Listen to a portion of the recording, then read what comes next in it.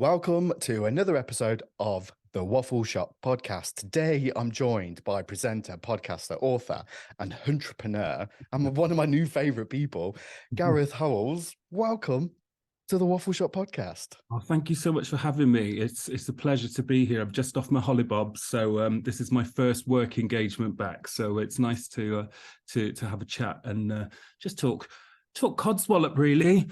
So thanks for being the first work engagement back. Well, hopefully it's not too strenuous for you, but you just said the word Holibobs, which is obviously very British. We love that. We love a Holibobs. Yeah. However, I haven't even got into anything yet, but the first thing that just popped into my head was, are you one of those people that posts had worse Mondays? Yes, I do, but I do it. Everything I do is ironic.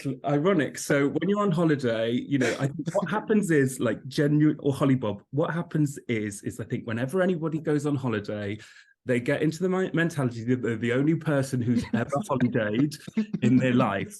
There's this thing about British people where everyone's like, oh God, yeah, they're too polite, or they say sorry, or they always queue, or they say excuse me for everything, or thank you.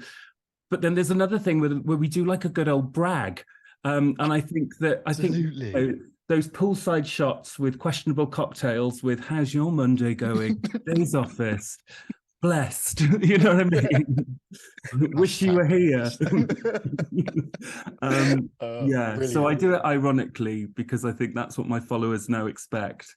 I feel like it's law as well. I feel like if a British person was to go on their Holibobs, you have to do it. It's 5 o'clock somewhere. Oh, 5 o'clock that's somewhere. Another one. Here I am necking another drink. Oh, and I'm mad. It's like, come on, hon. 5 days time, you'll be back behind the checkout at Asda. Come on, Ibiza's not going to know what's hit it. Yeah, me and the gals. Yeah. Do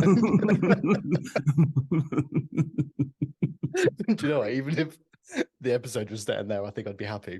Oh God, hon. I tell you what, I just love it all. Like, with my account, I hope everybody who follows me knows that as much as I absolutely take the piss out of these situations, I absolutely love them as well. I live for them. It's like, it's not coming from a thing of mocking. Like, I can be the most basic person in the world and own it. I love it. So yeah, I mean, own your basicness, upload those captions, show us your pool cocktail. We've never been on holiday before. We love it. It's okay to be beige. Yeah, it's the message from this. Yeah, beige flags, a go. We go. But anyone who's listening who doesn't know who Gareth is, I mean, one, you must be living under a rock, but two, you are missing out because Hunsnet is, honestly, it's become like a bit of a Bible for me of everything that I need to get me through my days. But before we dive into all of that, I start each one of my shows with something called the Weekly Waffle, which is a chance for me to get something petty off my chest in the hope that it makes me feel better. So obviously feel free to get involved. But I will. We were catching up before we hit the record button. Obviously, these have been saved in the notes now because they've been so kind of ingrained, I guess, in the past day or so. Like, this is time to release them to the world. Exactly. I'm ready for this. And I'm saying it bothers me. It's Monday. This is what's bothered me this week. Kids coughing. Sorry? I mean, kids coughing. Oh no! Oh my God! I thought you meant kids coughing, as in like the wooden box. I was like, this is taking a very dark turn for a Monday. But what thoughts have I got on it? Okay, right, okay, yeah, no, kids coughing, COUGHING, not to be confused with CO. Oh, I did not think that through. Oh my God, sweating. Yeah, kids coughing. Yeah. But like, I mean, I know we've all shit. I'm hoping that doesn't. Please don't cancel me for this. But yeah, coughing. It's I think it's manked. Like, why do they have to like roll their tongue out when they cough? It's all for a bit of attention, I think, hon. I think so. And it's just like, it was like he locked eyes with me and then just fully blown just coughed with no remorse whatsoever.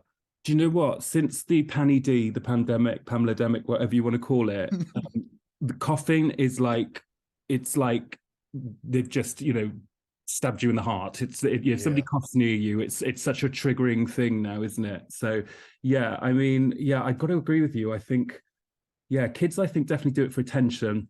It's the only way. It's just that whole like rolling out the tongue stuff and just Yeah. like, no, did you just cough? No, I was gonna do the Oh. impression, and then I realized that I was like, I was like, I've literally just poured my heart out and how much this bothers me. And and I was like, strange. at what point does it stop bothering you? Do you think there's an age limit, or do you think it's, you know, is it okay to cough as a teen, for example, or a tween? I don't know. Perhaps I we don't need to know, do a Gareth. test. Yeah, maybe. We got any coughers out there? I mean, yeah, get in touch. Let me know. Taylor at We'll have a cough-a-thon. waffleshoppodcast.com. Yeah, let me know. What gets on your nerves? Oh, do you know what? So I alluded to this in our pre-chat before we started recording. So when I got asked, you know, this question, I had this Rolodex of things that I went through. And then I realized, actually, when I was walking up Oxford Street this morning, that what is my ultimate pet peeve was staring me blatantly in the face, and I couldn't believe that I'd forgotten about it. My pet peeves are questionable fonts.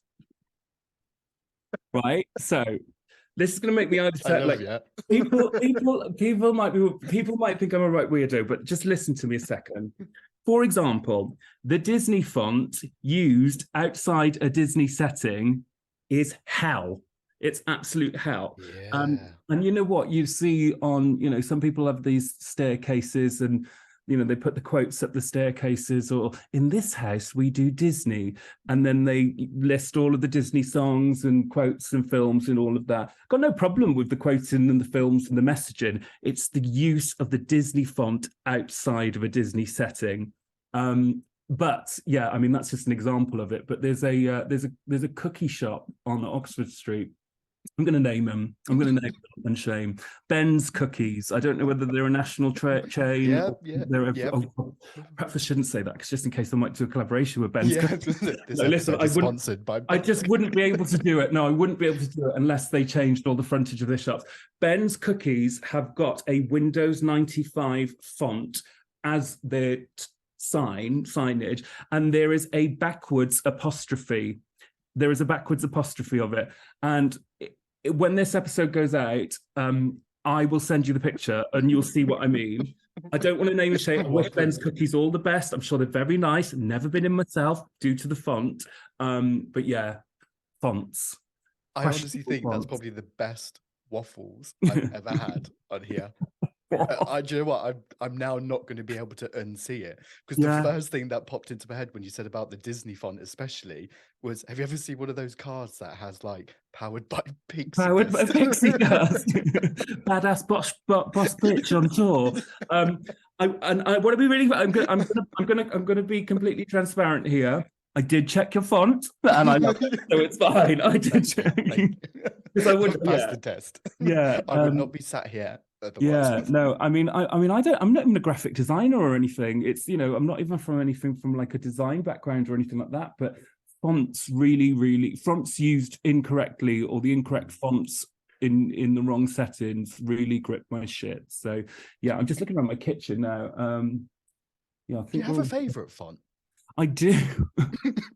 I do. It's actually the Hunsnet brand font, and I probably might get sued for this, but the original font that I wanted for it when I originally started. Do you remember when Beyonce? Comic Sans. It's not Comic Sans. I wouldn't be able to live with myself with Comic Sans.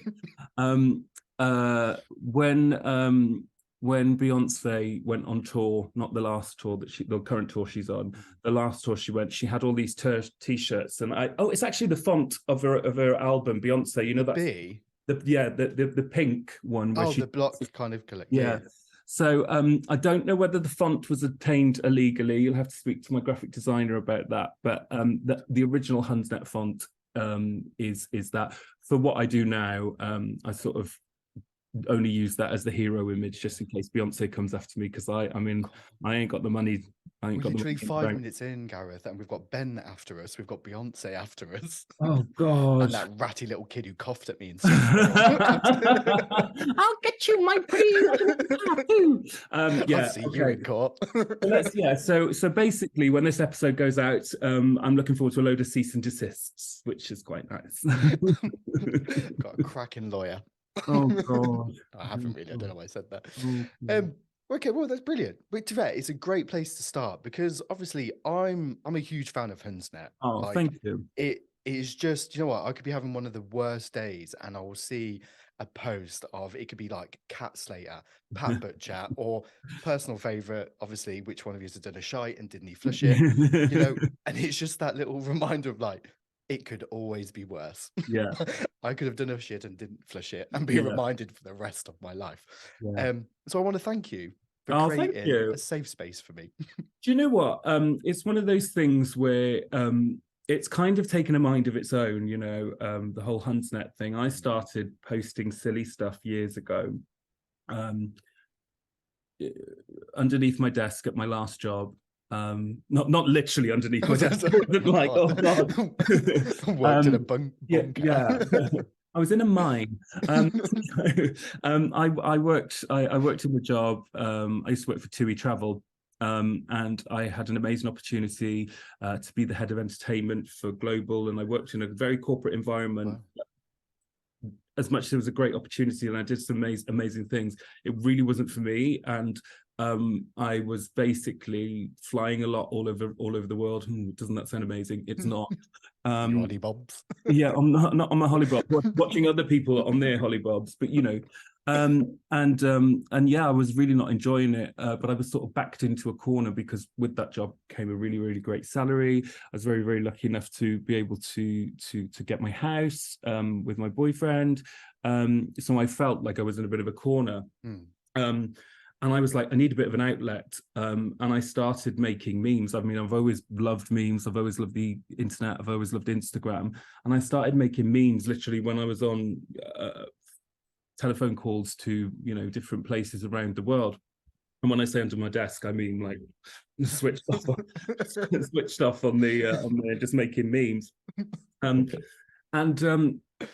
It sort of just went a bit crazy from there. And I think the one thing that I learned when I was working at TUI is about people go on holidays, you know, and places where people go is a lot of it is around community.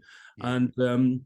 And I was a bit like, I noticed that people were starting to, you know, respond in the comments, you know, they were using some of the silly words that I was using back. They were interacting with each other day after day, even without me posting stuff.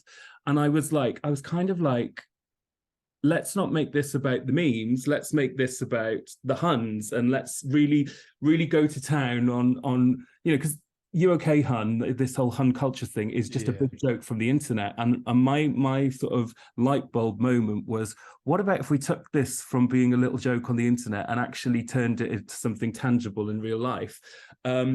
And then, yeah, that's where it sort of all kicked off from, really. And do you know what? Looking back now, it's just I've been very lucky. I've had some amazing opportunities, but this is like, without the Miss World moment, it's not about the me. I specifically post stuff now where people share their own memories and their own take on, you know, because I also believe as well that we've all had similar upbringings, and I think, you know, or a lot of us have. And I think why this whole Hun culture and meme things kicked off is because, particularly when you refer to something nostalgic, people think, oh God, that just happened to me. Oh my God. And then it creates this connection, community, emotion, and then it goes deep, and you know. No, but you know what? I fully respect that, because I think it's just proof to anyone, like, all this kind of stuff like starts with an idea. Yeah. And there's something quite remarkable in kind of seeing it all the way through. I got asked this question this morning about this, kind of why it's like fresh in my mind. It's about kind of taking that moment to look back and be like, oh yeah, I did that. Yeah. Have you know, especially with kind of like you said, like this community that has now been created from an idea that you, or an escape, if you like, Yeah. for what you needed. Do you feel like a sense of pride? Like, oh, okay, I Yeah, I played a mean, part in that.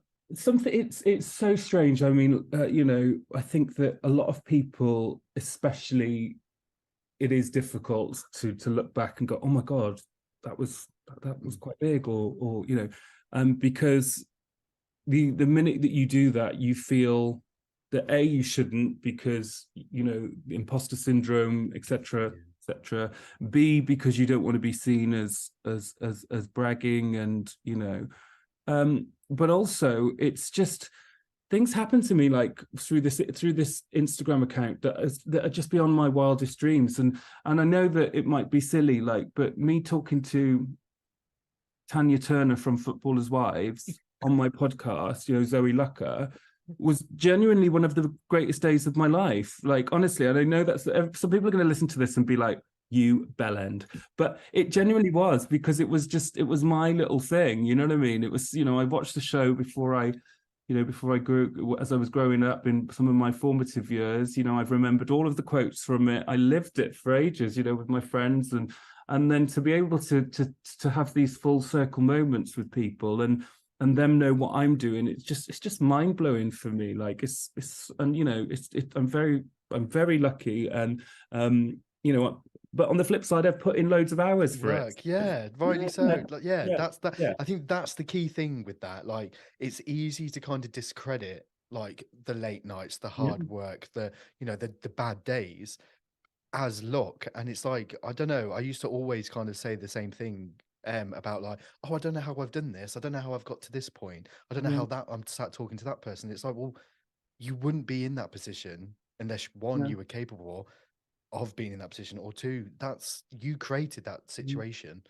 Do you know, one of my biggest hang-ups about it was, so I was hating my job at TUI, not for anything because of TUI or anything like that, just, Yeah. to be really clear, but it just wasn't for me. And I used to sit on the sofa behind me, and I didn't share with anybody, namely my boyfriend, Shandon. I didn't share with him what I was doing in the back of my head, but in my head, I Yeah. was like, if I can build this community up, I know how to turn this into a business, because I'd done it for other companies Yeah. in some of my old thing. And I was like, all you need to do is find the following. And I never really shared that with anyone, until very, very far in, Mm. because Shandon used to come home and say to me, he's like, what are you doing this for? You spend so much time, like literally hours and hours and hours. And I think that one of the things, I listened to Joe Wicks, and when he talked about when he sort of blew up, at, he's stratospheric scale now, Yeah. but when he said, you literally become addicted to that phone. And that has been one of the things where people might look at me and go, oh yeah, he's just doing this and making silly memes online. But there was a point where I was hours and hours and Yeah. hours on my phone, not really present in a lot of situations. So for me to look back and go, to look at something with pride, I know that it took me a long time to get to this point. Yeah. Do you know what I mean? And I'm not saying it's not the hardest thing in the world, and anybody can do it. But it's if your Instagram account or your TikTok account blows up overnight, that is pure luck, talent, and things like that. But my thing has sort of grown steadily over years, Yeah. and it took a lot of time. It took a lot of time. So when I look back now, the only thing that I can go that I feel pride on is, like, I just know that I put a lot of time into it. Do Yeah. you know what I mean? Yeah. With that, obviously, I imagine, and I'm saying this obviously, I don't want to kind of put words into your mouth or anything like that. But before I put my first ever episode out, the anxiety that I Mm-hmm. felt, I logged out of all social channels Yeah. after I posted it and just was like, what will be now. Yeah. When it first started, like you mentioned there about like fear. I don't know. I don't think you mentioned fear, but like about kind of like keeping it to yourself. Sorry. Yeah. Um, was there a part of you that was scared of kind of putting? I guess yourself out there, like Yeah. showcasing your personality, just in Yeah. case there was that kind of. Oh God, yeah. I think there was two sort of stages to Hunsnet. And the first stage was just memes and nobody really knowing who was posting them. And then sort of fast forward, I'll sort of go in between two time zones here. When I was posting the original content, I never really I knew that if I could find a community and I could get them in a room together, I knew, because of my background in live entertainment, I knew how to Yeah. create an entertainment experience for them. So my thing was always about that. But then talking about my TUI situation, I was working out of London with TUI, and traveling a lot, as I mentioned earlier, and I wanted to work back in London, because I was sitting on the M1 in my little Toyota Aygo. I'm 6'4", by the way. So just imagine what that looked like. Wow. Yeah, and then I wanted to get a job back in London, as I was mentioned. So I managed to get a job back in London in January 2020, 28th of January, 28th of February. I'm leaving the TUI office. Bye, everyone. Good luck. Lovely working with you. I go on holiday for a week, and then come back and start my new job. And my new job was touring a CBeebies immersive experience for children. So if I don't know whether I said this was 2020, so I'd left TUI to go to this new job back in the city. I was like, oh yeah, it'll be drinks on a Friday and all like this, all of the city life thing. And then started this new job, and we went into lockdown, and the company was new, and I was in a very precarious situation because I was in between jobs, didn't qualify for furlough, so it was just it was not a great situation. However, luckily, the guy who set up the company that I went to work for, I'm not going to mention a name. I'll tell you who it is afterwards. Was a business manager for a very, very, very famous person before setting up that particular production company. Yeah. And in the time when we were sat in and they kept me on 3 days a week, because we were, at the beginning of the pandemic, it was like, right, well, we're going to start back up in a month. That never happened. They kept me on for 3 days a week. And it was at that time then where I was in this sink or swim situation. And I was like, right, I've got this little following online. How do I really, really turn this in? And I confided in him that I had this, because I never really told anyone that I was behind the means. And his reaction was, it sort of changed my way of thinking. And he said to me, he said, Gareth, he said, this could be lucrative if you put your face to it. He said, this, wow. Sorry, that's my phone. I said, this could be lucrative if you put your face to it. And, fear from me then was like, I was like, oh no, because at this point I was like 38 and I was like, do I want to be that bloke from Instagram? Do I want to do this or do I want to do that?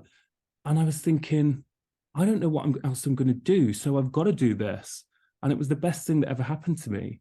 It was the best thing that ever happened to me. It was my sort of sink or swim moment. And ever since then, you know what, I used to have it even with my friends. Like my friends, I used to be like that,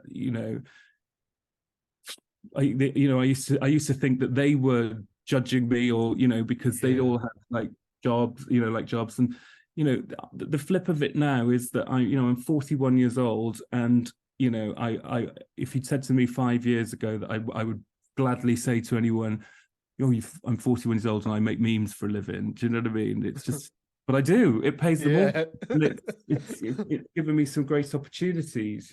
So yeah, it's just so strange. It's strange, but it's that I think it's strange, that. But it was quite clearly. I'm a big believer in what's meant to be will not pass you by. Absolutely. So quite clearly that series of events, as much as they must have been petrifying at certain moments of like, what happens next? What am I going to do? To now be in this position where, well, actually, if I didn't take that jump, where would the situation be? Absolutely. And I'll be completely cards on the table. Mental health for me is something that I manage. It's not something that You know, there are days where I think, oh God, what the hell am I doing? You know what I mean? Like, you know, there has been days where I'm like, oh my God, I'm 40 years old and I'm making memes. Do you know what I mean? And it's like, that's on a bad day. On a good day, I'll go, right, well, look, Gareth, you know, I think there's that survivor instinct that kicks in as well. Yeah. And I think because of, I'm very much like, I don't really hang my hat on something until it's been done. Do you know? And Yeah. until I feel that it's like got to a point where I can hang my hat on it. But I feel that, you know, if this all changed for me tomorrow, or people didn't like Hun memes anymore, I hope that I've got the skills to be able to apply it to something else. You know what I mean? But I think you've proved that. You've proved you can do that by the past experiences and stuff. Yeah. And Yeah. I think I just want to kind of remind you as well, like, I don't know if I said it when, but I think I said it at the start of the recording. On those bad days for me, it can take one of those memes and I'm hit with like a sense of nostalgia. And then, to be fair, like, obviously I'll talk about like music doing this as well, but I've found recently it's those like odd clips of EastEnders and stuff that takes me right back to being like a kid where I didn't have a care in the world. And it's just kind of like, I start in a weird way just from a meme of Kat Slater saying she's a total slag to being like, do you know what? I wish I could go back to that point and just say to myself, like, you're going to be okay. It's going to get tough, but it's going to be okay. Yeah, I mean, I have a formula in my head with, I mean, there's some days when you can just post something silly, something pop culture happens, and I've got this Rolodex of things that I can remember from the last 20 years that I can just call upon to go like that. It's just crazy. It's a talent. Well, I think it's a curse. Yeah, it's a curse. But there are other times where content's slow, like, for example, you know, well, or things aren't happening in the world of world events to react to. So my formula for doing stuff like that is to just pluck on the nostalgic things. A big part of my life, you know, was, you know, going on holiday to Pontins. I worked at Pontins for a while. So I met so many people when I used to go on holiday to Pontins, and I can remember, I've got a really good thing for accents. Can't do many, like, but I'm not, it's not my impression. But not the time. I've got this really good thing. And I just call on those times, and I can remember the way that people say things and the things that they said and that were important to them. And I try and bring that into some of the content. And it's definitely a considered thing that I do. You know, it's like, for example, I was on holiday last week and I was like, right, what do people do on holiday? Or what are some of the conversations that I've had on holiday? And I call upon those, and I put them, you know, I write stuff colloquially, you know, every time, you know, every few memes it changes, but so that people can hear what I'm saying in the voice that it's supposed to be said. And I think nostalgia, you know, particularly you mentioned about the nostalgia is, we had, you know, I don't want to talk about the pandemic or anything like that, you know, at large, but we had these 2 years where actually, when you look back now, it was absolutely insane, and everybody's got their own story, and everybody's got, you know, their own, you know, some of it's obviously fun, sitting out in the garden drinking, and obviously other parts of it are not so great, and really bad sometimes. And I think nostalgia is really having a moment culturally at the moment, because it's just a bit like a warm hug. It's like, it's familiar. Definitely. It's familiar. I think that, you know, you spoke about music. I think it's, you know, it's no surprise that every single dance song that comes out now is basically Alice DJ Better Off Alone or some, you know, because everybody can sort of just go to just tap into it. And I think as well, like, you know, like Kylie Minogue's having a real moment at the moment, and I absolutely love that. Real pandemic, isn't it? At the moment, it's this morning, and I was like, I've done a lot of Padam memes. If anybody doesn't know what Padam is, then go and find out. They should know. If you don't know, you should not be listening to this podcast. Yeah, but and last night I was sat there and I was like, gonna do a meme series of famous Adams, Padam, like Padam what's his name? Ian Beale, Woodyard, Adam Sandler, Padam Levine from Maroon 5, and I was just gonna put Kylie Adam and Minogue. Eve. Adam and Eve, yeah. Yeah, there's loads of Adams out there, and I thought, Gareth, this has gone too far now. You've got to stop. No, do you know what though? It made you smile. Yeah, it did. It did. Yeah, but yeah, I think nostalgia has been the key for me, and I think that that's what kind of differentiates me maybe from some of the other amazing meme accounts out there. And there, you know, there are some great ones. Is that I just have this photographic memory of things that happened to me and people around me when I grew up, and you know, working on those holiday parks and working in the holiday leisure industry, met so many people. Yeah. And it just, they're the people that I call upon. You know, my memories of that, you know, I'm like, when I was a blue coat at Pontins, we used to have a woman come all the time, and she's go, oh, do you know what, Sarah, she'd love to be a blue coat. She would love to be a blue coat. And it's just that it's that woman's voice that I can hear in my head sometimes when I'm writing stuff. You know, it's just silly. But you know what? It's real as well, though, isn't it? It's not trying to be anything that it isn't, other than to make people smile. So we've kind of said it before about it kind of like being an outlet for you. And you said, obviously, you mentioned about bad days. I imagine this obviously helps you pull through some of those bad days. Is there anything else that you kind of lean on or that you kind of use as a mechanism? Yeah, I mean, I think, you know, I'm very, with my friends, I'm very candid about my mental health. And one of my big things at the moment, which is something that I'm working to do to sort out, is that I went from working in this completely social environment, you know, flying lots of places. And bear in mind that I complained about it earlier on in the episode, so I want to be really, you know, I'm very aware of that. But I was around people all my life, like my whole working life, Pontins, different guests every week, you know, different teams every year. So I'm a really sociable person. And one thing that making memes does is that, you know, I'm very lucky enough now to work for myself, but a lot of what I do doesn't take a lot of time to do. You know, if I'm working with a brand and they want something filming, or if I'm making some content, because I live and breathe this world, it's something which I don't really, I normally think on things on instincts, and that's usually what ends up gets posting. But I literally have so much free time. I have so much free time, and I live a bit like a retired person, to be honest with you. And people listening to this now will probably go, oh my God, what is he complaining about? You know, all of that. And I was a bit like that for a while, but I need to be around people. I need to be around people. And it's something which I've realized that if I'm around people more, those bad days get less. Do you know what I mean? Completely agree with you.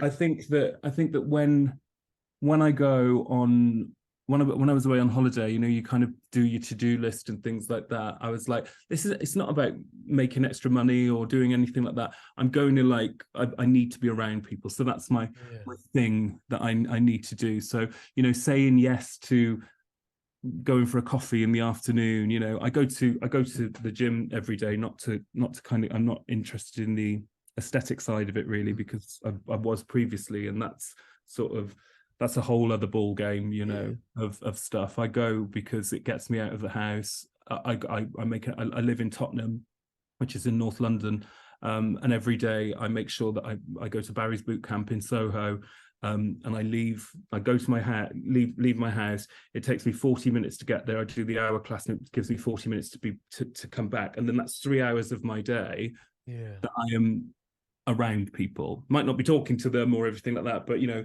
I go, my trainer Craig at Barry's, we always have a girly catch up in the morning, what's been going on, you know. It's just those sorts of things are really important to me.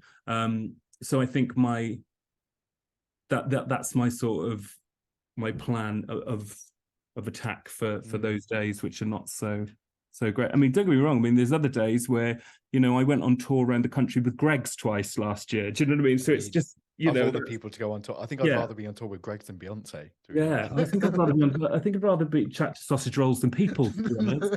But yeah, I think it's about finding the things that are giving you those bad days and then almost going, what can I do for me about those without being selfish? Do you know what I mean? Do you know what though? I really despise that selfish word when it comes to this kind of conversation, because we tend to like, oh, I can't do that for myself because, you know, it's a bit selfish. Sometimes like it's those little moments of selfishness actually turn out to be like the key to unlocking some of the best coping mechanisms for those bad days. And absolutely.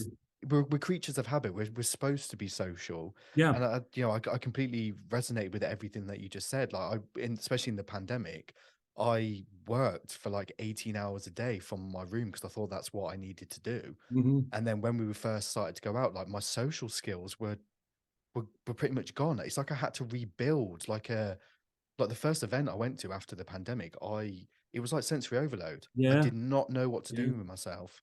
So I get that. Like I need to be around people. Like I think it really helps with the creativity as well. Absolutely. I think, you know, I'm one of those people who actually I realize I don't like being on my own that much. And I think that's why I delve so much into the community side of it, you know, of Hunsnet, because it's an outlet for me. And I think that, you know, I think to kind of put into perspective of this whole living like a retired person, you know, some people, as I mentioned earlier, might think, oh my God, that'd be amazing.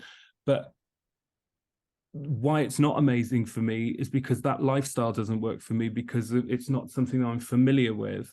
You know, and don't get me wrong, like there's things that I do, like, you know, some days I say no to going out for coffee with people because you just can't be asked. But I think that you know, it's just about, if I've got 3 or 4 things in the midweek, whether that's like work things or social things or stuff like that, that's kind of good for me, and I know that I'll have a good week. Some weeks there's not much in, and then, you know, what I need to do in those weeks is go right, well, I'm going to do this on Tuesday, you know, I'm going to do hoover my garden on I've got decking, so it's that's why you need to hoover the garden, by the way. My mum used to have AstroTurf. She used to hoover that, so I literally relate to that too. Yeah, if you're not hoovering your decking and you're out there sweeping, then God, you're wasting time. This is yeah. So I just, what I need to do is make a plan, you know, because going from, you know, working for somebody else, particularly, you know, this is the first time I've ever owned a business. You know, with owning a business, there's stresses that you don't think about. You know, you can plan as much as you want, but you know, when you work with something like a pop culture and memes, it can all change, can't it? It can all change. Like, for example, this year I did a lot of work around the Eurovision Song Contest. You know, that up until, you know, you can't plan for that. You can't go. You know, you can't plan and say, right, well, I'm going to work with so many brands on the Eurovision Song Contest a year before, because we didn't know we had it. It came. It was brilliant. You know, but what I try to do now, particularly around interacting and working with brands, is finding the calendar moments throughout the year that I know that I can create good content. And that's things, you know, anything sort of LGBTQIA plus events. You know, Pride month for me have been very busy. Halloween is very Hun. Christmas is Hun on steroids. Valentine's Day or Valentine's Day is that. The possibilities are endless. Oh God, there's so many Hun puns with everything. Yeah. So yeah, I think it's just about just trying to for me personally, it's about managing my time better, not, you know, filling my time better, rather than you know, sitting at home and rewatching old clips of Big Brother. We all do it. We do it. Get the fire exit door. Get that fire exit door. I'm off. Oh God, that's actually how I sign off every one of these episodes. Is it? I know. I feel like you're bringing out my inner Hun. Oh, listen. Yeah. How Hun are you, like, on a scale of Hun to 10? Do you know what? Depending on I feel like I'm a social Hun. Yeah. I'm a social chameleon. That didn't work. Chameleon. Oh, see, there we go. Because I feel like depending on who I'm with, like my barber, bless him, it's like sometimes I won't have these kind of conversations, and I'll sit in the barber's chair. And today he's the one who told me about like Padam, and then I was like, thank you. Now I feel like I'm infected with the the Damanese, pandemic. whatever it is, whatever it is. And it would literally be like an hour of just getting my haircut, of just firing Quotes. hunts. Unquote. Hun bombs, dropping hun bombs left, right, Hun and center. bombs. There we go. So I think it depends. I think it depends on who I'm with. But I love it because it is that escape for me. Yeah. Like it's just that kind of, and it's the same with, I used to always like quote things back and no one else used to get it. Whereas like you said, like the community element and stuff like that. Like if I want to shout like Jesse Nelson's Jamaican accent, and there's now a community of people who know what I'm talking about. Yeah, that's exactly it. I think that's the brilliant part of it. And I think for anybody who's listening to this who maybe doesn't even know what Hun culture is, or looks at Hun on surface level as like a live, love, laugh, photo frame, free at 500 trips to Westfield, smelling a Charlie Red, Britney Spears fantasy. That is like this surface level, but there's so many layers underneath it of like a Hunyan. Yeah, it's just Hunyan is so many. I've never used that one. That's brilliant. That's gonna get out that one. Yeah, thank you. Yeah, there's just so many layers to it. And I think what I love about people who interact in this community is the intelligence underneath it, because on the surface level, I don't know what this is in, there's probably a scientific name for it, but on the surface level, it's like, you're a silly, silly, silly person. Yeah. But it's all done in irony. It's all done. It's pastiche almost. You know what I mean? It's word.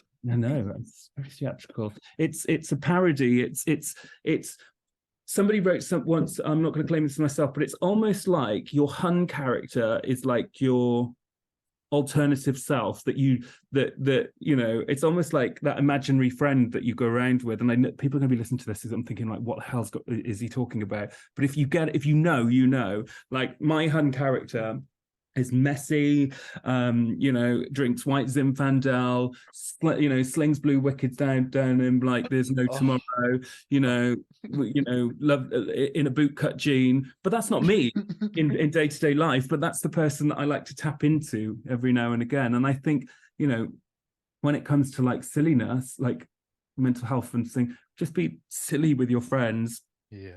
Is just the ultimate tonic, I think. If you're allowed to be as well, like I think we're kind of almost scared to be silly. Do you know what I think it was? I say this quite a lot. I think social media is, people always put the best parts of themselves on social media. I don't give a shit about your new grey sofa that you want to upload. I want to see you falling off your heels outside all bar one, and your extensions hanging out. That's what I want to see. And it's not from a taking the piss. It's from a go on, it's real. Yeah. It's real. Like we've all done it. Whether you like to think that you're like, oh no, I'm a little bit above that. Don't do that. You've done it. No. You've all done it. And I think maintaining that I'm a little bit above this character for yourself, I think takes a lot of effort and time. Whereas if you I think that's what I love about, the Hun culture and what it does to people. Some of the people who follow me, like you'd never ever guess that they were into it, but they're just like, it's just so funny. It's just, and I think that when you look at celebrities now, and I'm talking about that finding your Hun self, I think that's become a currency for them, because I absolutely love Ruth Langsford, but since she's realised that I'm speaking on behalf of her, I'm guessing that since she realised that there's this whole community of people who are ready to build her up on a pedestal, she's now embracing her inner Hun self, and everybody's having fun with it, To be fair, though, but you see it with like, to be fair, one of my favourite episodes of your podcast is with Diana Vickers and obviously Kiki, and there was something quite incredible about she was mentioning about obviously the X Factor days and stuff like that, and she like dived into the whole kind of embracing like the messy hair, like that kind of look, which I imagine for a period of time, like we all do it, like, oh no, God, I can't believe I did that, whereas now it's almost like an element of freedom. it's like owning your faux pas or your past thing. When Diana came on the podcast, before I recorded with her, I ran into her on an event we were at, and we'd never spoken online, and we knew that we were meeting there because we're managed by the same people for the podcast, and so it was almost like going on a date. Now for me, I'm turning up and going, and she was so welcoming, she was so lovely, and I was just, like 3 glasses of wine in, I was like, Diana, like, listen, can we just talk about the X Factor? And she was like, fucking hell, babe, yeah. But she had an amazing album offer it. I mean, I don't know what her journey was like, the other side of the curtain, but she gave us so many cultural moments out of that. And I think I think you can either shy away against it, or you just go into it open arms, because and she went and did Mighty Hoopla Festival on I wasn't there on the Sunday, but I was watching the videos back, and I was literally about to say that video of them singing Once back. It's just, do you know what I think it is? And I go back to social media again, and this is where it goes into. This is where I think Hun culture and nostalgia's having a moment. Do you remember when we first started getting our Facebook accounts, I suppose, really, back in the day? I don't have Facebook anymore, but one of the things that would literally put chills down my back, and not in a good way, is my 10-year reminders of what I was posting. Gareth's going out tonight and going to get absolutely pissed. And like, looking back now, I can piss myself laughing about it. But I think what happened is we were all in that sort of mode. Oh God, just upload anything, upload your Holibob pictures, upload, your Sony Ericsson camera phone pictures, all 96 of them from the night out. We lived our lives so overtly. And I think what happened is whole we all got Kardashianed, I call it, and it's like, oh well, you've got to put the best version of yourself, and you can't do that, and so you lose all of that silliness. And I think what's happened now is people are over it. People are over Kardashian. I mean, the Huns definitely are. People are over Kardashian. They want to see you at your, they want to see you looking gorgy at the beginning of a wedding, of your best friend's wedding, in your lovely dress and everything, but they want to see you equally, being a bit messy at the end, where you've lost your shoes, your makeup's running, you've got chicken nuggets sticking out your pockets. Exactly. No, I agree with you in that. And to be fair, there's something quite incredible about this conversation, even though we've kind of done it in quite a light-hearted way. I think there is actually quite a serious message behind it, in the fact, like, you yourself are enough. Like, cut the crap, stop trying to be something, or trying to prove to someone else. Like, that person is probably thinking exactly the same thing as you are, but like, just be your I was going to try and slip a hun in then, authentic self. That's a good one. I'll stop doing that now. Do you know what? I think you're right. I think in life, I think this is maybe something that comes with age, or an experience, is that there are always people who, not everyone's going to like you. Not everyone's going to think, but if you're in a situation where you are pleasing the people who you think are going to not like you if you post that, then they're not the people to be hanging around with. It's like, we've got our group chat with our friends. Every other day somebody else is taking a ribbon, getting the piss taken out of them. And I think, if you're with the right people, if it turns nasty and it's triggering, obviously you ask people to stop and then they stop. But, I absolutely love people taking the piss out of me. Do you know what I mean? I think it grounds me. Yeah. Like, well, no, it's okay not to be perfect. Yeah. I mean, I think I'm just trying to think about what they take the piss out of me most. My best friend Dan brings up pictures of when I had hair, and we'll drop them into the group chat every now and again. Thanks for that, Dan. And you know what? It's like, I literally got to sit and own it. You know, one of the other things, like what I got ribbed for recently, was my birthday a few weeks ago, and I fucking hate birthdays. I just hate them. They're just Horrible. They're all right I, when it's someone else's, but when you it's know your what? own, it's I love everybody else's. I have this saying, and it's I loves the carnival, but I don't want to be the queen. So I love going to everybody else's, but I hate it. And I had all my friends staying over because we've been putting all together the day before, and we were going to Beyonce that night. And they literally kept singing "Happy Birthday" to me all day. And as much as I was enraged by it, it's they're just taking the piss. You know, it's the I think you know, going back to what you're saying before, you like posted your first, you know, your first episode. There will have been people there going, oh, what's he doing? What's he doing? Yeah. They will, of course, they will. You know, there is that, but the people who are in your corner and champion you and all of that, you know, they're the audience that you want to be playing to. And I think that that's the one thing that I try and remember, is that, you know, not everyone's going to like me, and I don't want everyone. I don't necessarily. I'm not going to be in a situation where I'm trying to get everyone to like me, because it's just human nature, unfortunately. And you can't control what other people think. You Yeah, can't control how they feel towards you. yeah. This has I been want, I about want, her. I want Kylie Minogue to like me. So I'll do whatever Oh, she to be wants. fair, if you ever in any kind of situation, please call me, Oh, because I literally, I she's a diamond, she is. absolute diamond. So I actually think my route to Kylie is through Danny. I've thought about this. I equally love. I equally love Danny as much as Kylie. Obviously, Kylie's got more music, has had more music out. But I absolutely love Danny.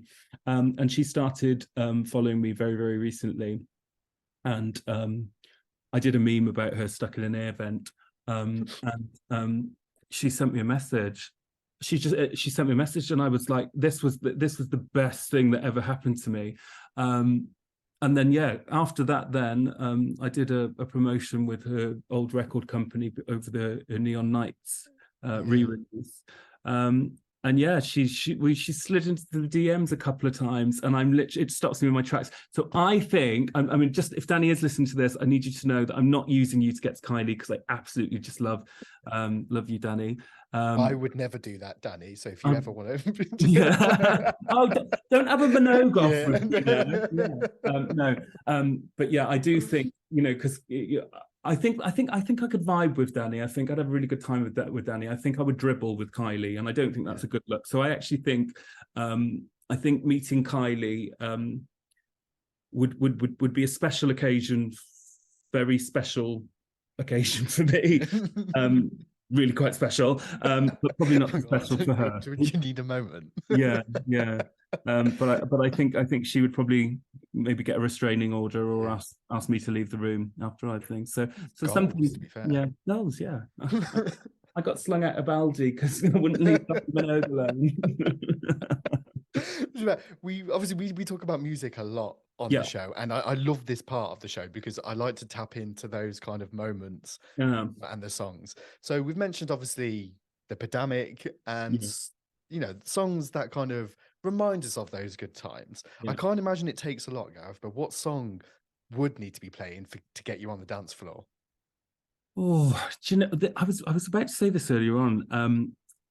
I forgot how to dance in the pandemic. I used to go out dancing all the time, like literally out till the early hours.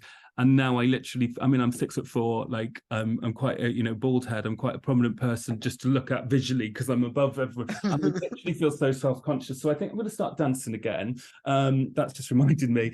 Do you know what? I think it would be criminal if I didn't reference this song, and it's Garner, Freed from Desire. Because this is something that sort of changed the trajectory of what I was doing and has provided me with loads of content ever since. So I was on holiday in Portugal. You know, when it was like the green list, the red list, and blah blah blah. It was my birthday. Went on holiday to Portugal and literally rolled out the towel, bled on my thing, and Freed from Desire coming on, and I was like, oh God, you know, everyone thinks about, you know, my lover's got no money, he's got his Trombolese. And I wrote it on Twitter. And then I screenshotted and put it thing, and it just went crazy. Like it literally it's probably my most shared thing ever. It was like, so are you one of those people who think that Gala's Freed from Desire is my lover's got no money, he's got his strong beliefs, or do you believe in a fictional instrument called a trombolice? Something along those lines. It gets screenshotted and they take my tag off it, but you probably may have seen it going around. Ever since that song, ever since I did that piece of content, what happens now is that every Friday, Saturday, and Sunday morning, my inbox is like at least on a weekend, at least 30 messages over the weekend of people when they're in club situations or there's like a cabaret singer singing it in Benidorm. We'll record somebody doing My Lover's Got No Money, he's got his thing, and it's almost like, well, this is exactly what happens. They go, I have found the trombolice. So it's like this like giant trombolice hunt that's going on globally.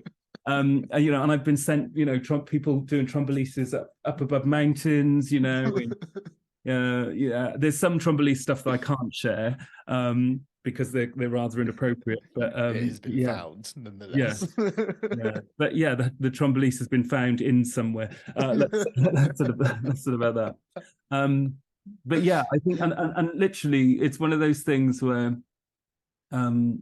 that sort of just changed the trajectory of stuff, because what keeps Hunsnet going, obviously there's the post stuff, but there's the story stuff, and it's other people's lives, coming on the feed.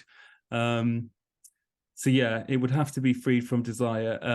I don't know whether it get me on the dance floor these days now, because I think that I'm like, because people associate me with that, who obviously follow the Instagram account. I would never want people to think, oh God, look at that dickhead dancing to his own song. Yeah, but I didn't write it. I'm not Gala.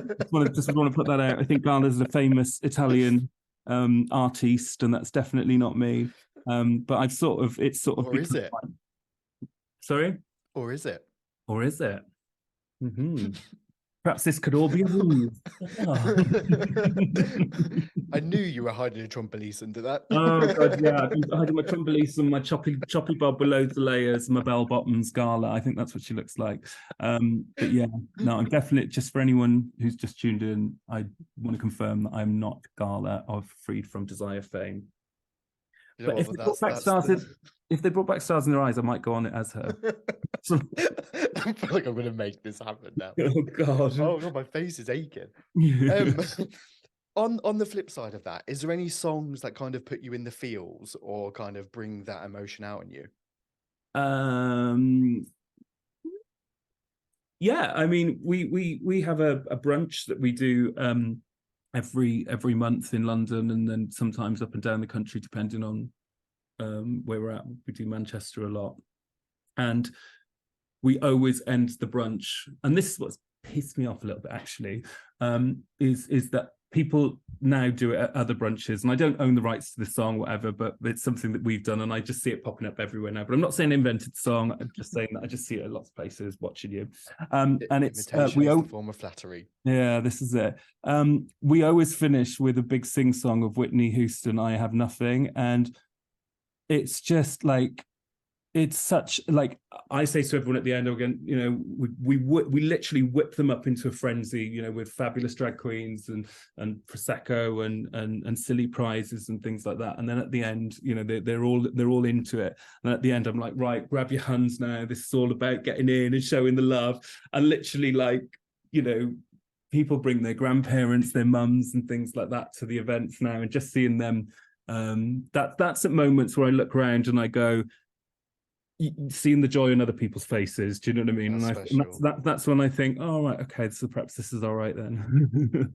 No, do you know what? I love these kind of conversations for that exact moment, because again, like, you need to give yourself props for that, because you created that space for people to be able to like do that. So do you know what? I think what I love about it is I think that, there's so much hostility out there to lots of marginalized groups at the moment, and without trying to be Miss World again, the one thing that I love is that the events, particularly what we do, and even on the Instagram page, everybody's there's none of that. It's this perfect crossover between and safe space, I would say, between LGBTQIA plus culture and dare I say it, straight women, and I think that it's a really, really, really, really nice space. And I think particularly with all these issues going on, it's very documented in the media, people coming for drag queens, people coming for, all of that. And there's a lot of times where I think, do you know what, Gareth, you've got a load of followers here.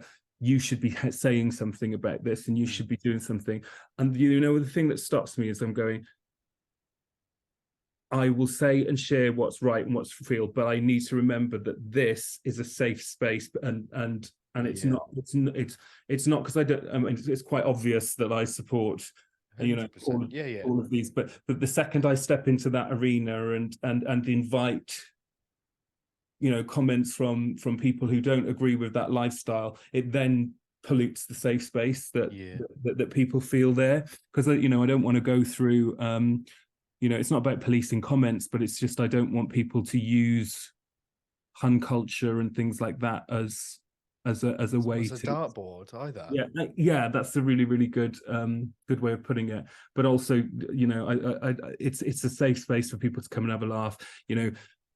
Sometimes I just want to say, sometimes, if you are against, any sort of marginalized people, don't follow the page, because this ain't it for you. But it's, the second I start having an opinion on that, it's like, where does it stop? And sometimes I haven't got the headspace, the language to do it. I think it's incredibly respectable, to be fair. Like, I actually really respect that.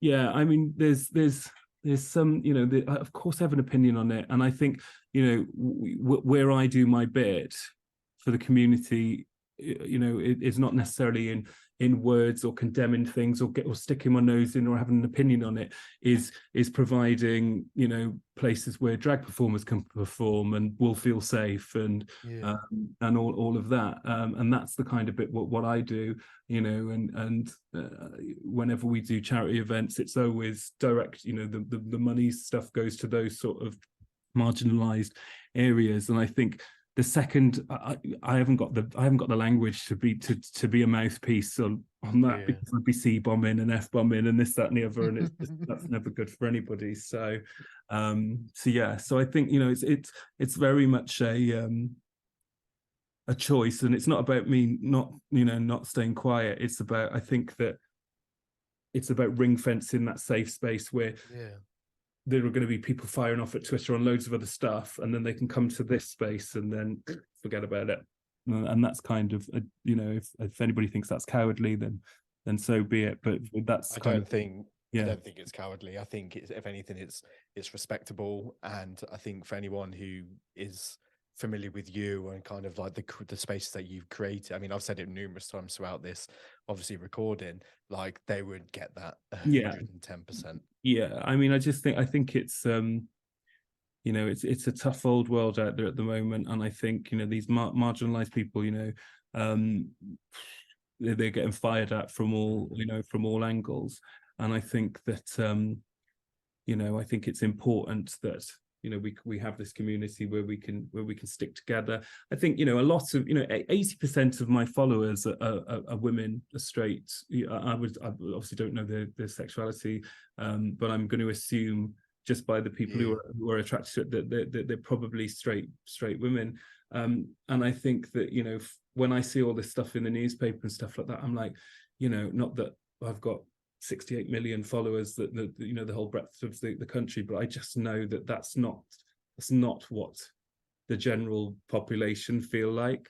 So it's a bit of a sense test, or a sense check as well. But yeah. No, do you know what? This has been an absolute belter of an episode. I feel like I've laughed. I've almost wanted to cry at some point. I feel like obviously I know you from Hunsnet and stuff like that, but like, I feel like I respect you so much more. Oh, that's very kind. Thank you. Genuinely, like, it's been. We've lived, we've loved, we've laughed. No. I draw the line. You draw the line. Draw the line in that. That's where your Hun level drops. Yeah. My damn it. Cop has runneth Yeah, we over.